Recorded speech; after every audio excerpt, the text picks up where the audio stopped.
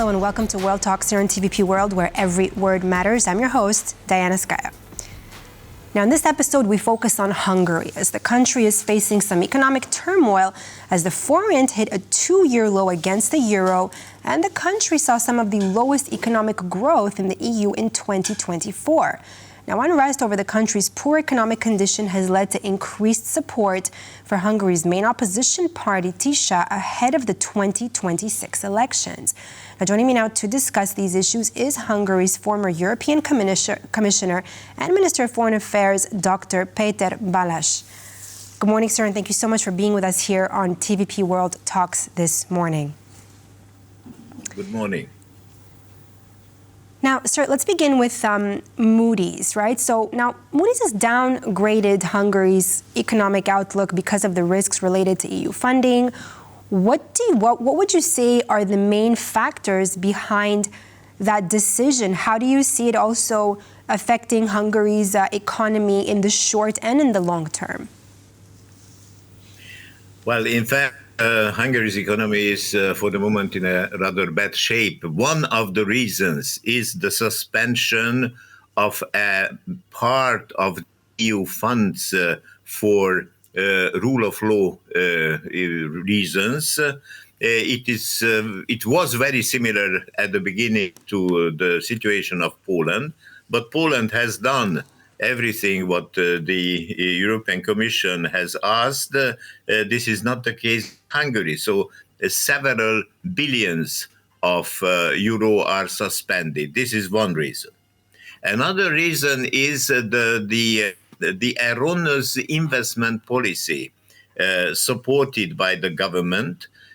Hungary has invested a lot into the car assembling industry. We have big German factories like Audi, Mercedes on Hungarian territory. And in addition, the actual government has invited Chinese investors to establish battery factories in Hungary. Now, what we can see now, compared to the last year, car production has decreased in Hungary by 16% and battery production by 24%, which is a sharp decline. And this is the too high concentration on one single industry, where demand is rather weak for the time being, and Hungary is highly dependent on the German car industry for the moment. This is another thing. And the third one is the bad shape of the Hungarian budget, which has a high deficit. It's about 5% of the GDP. The objectives of the government were different because parliamentary elections are coming not very soon, but early 2026 in springtime. And the government is already preparing some measures in order to buy votes by various spendings. That was my next question to you, Mr. Balázs. I mean, I know you mentioned here that Hungary was inviting now Chinese investors, but what steps, according to you, should the Hungarian government take in order to restore investor confidence in the country? I mean, is there also like a potential for Hungary to renegotiate the terms with the European Union against with what's unfolding? Well, fundamentally two things. One is to follow a rather consequent budget policy. This is one thing, so to decrease that deficit. And the other one is to satisfy those very clear demands of the European Union in the field of the rule of law and change the situation. But that change, any change, would threaten the power of Mr. Orbán's government. Because rule of law problems are like controlling the press, the media in general, controlling universities, controlling culture,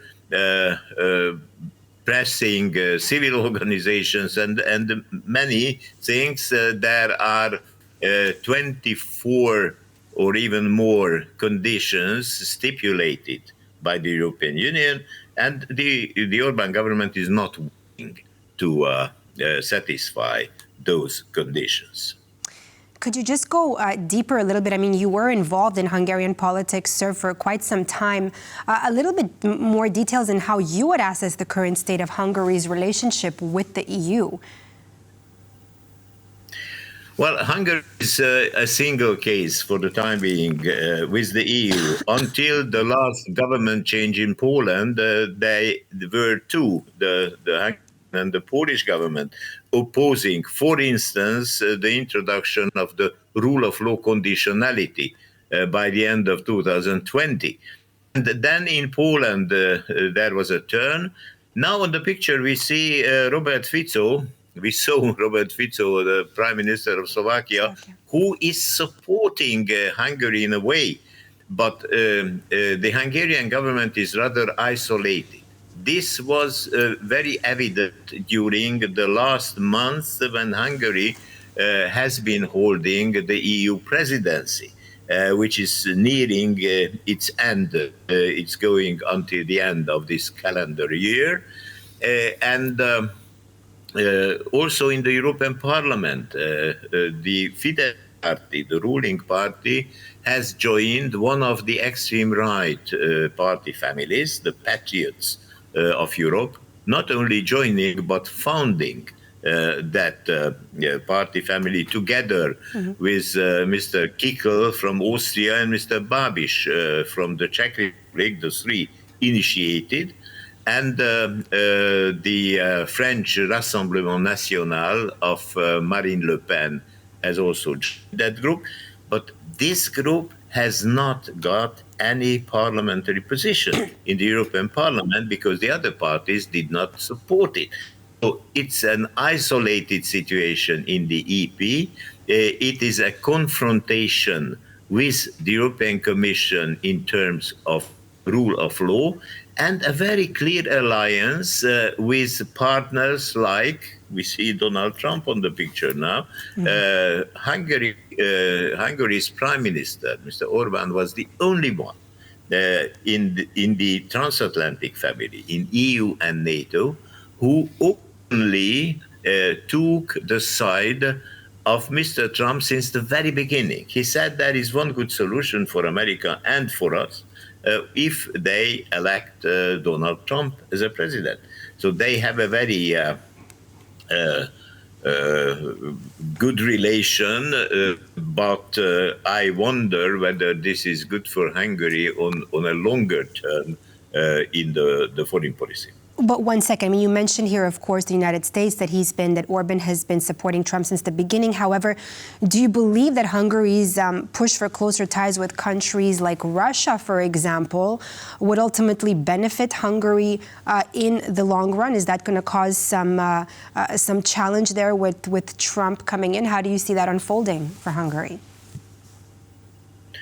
I think this is the most important dividing line between Hungary and many Europeans, because in the last days, the Hungarian foreign minister paid his, I think, 14th visit to Moscow since the beginning of the Ukrainian war. So there is no other country having such a close relationship with the Russian president and the Russian foreign minister, and there is no rational explanation of that situation why Orban is in love with President Putin and is voicing the arguments of Russia at EU and NATO meetings and in the home politics, and not taking the side of the attacked Ukraine.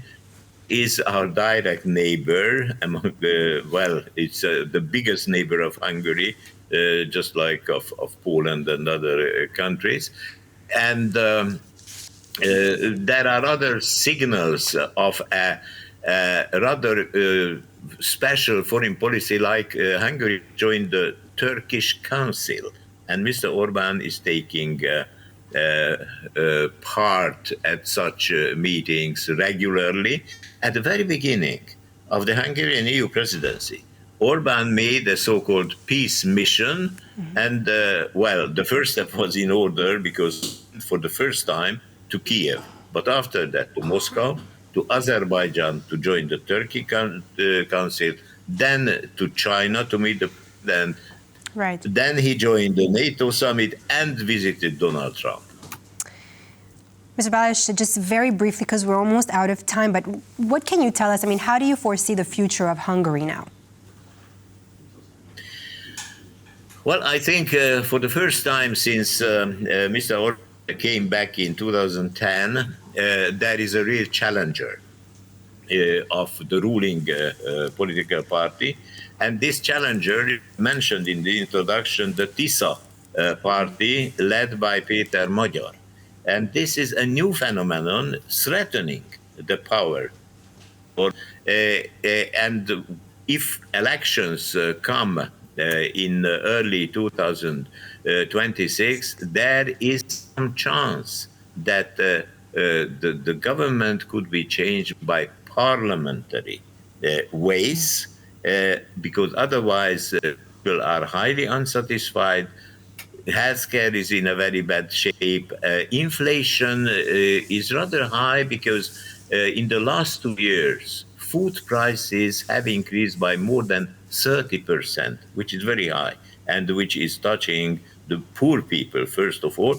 So the situation is ripe for a political change in Hungary in the foreseeable future. Thank you so much, Dr. Péter Balázs, Hungary's former European Commissioner and Minister of Foreign Affairs, for breaking it down for us on the situation in Hungary. Thanks for being with us this morning. And that completes this edition of World Talks here on TVP World. I'm Diana Skaya. Thanks for watching.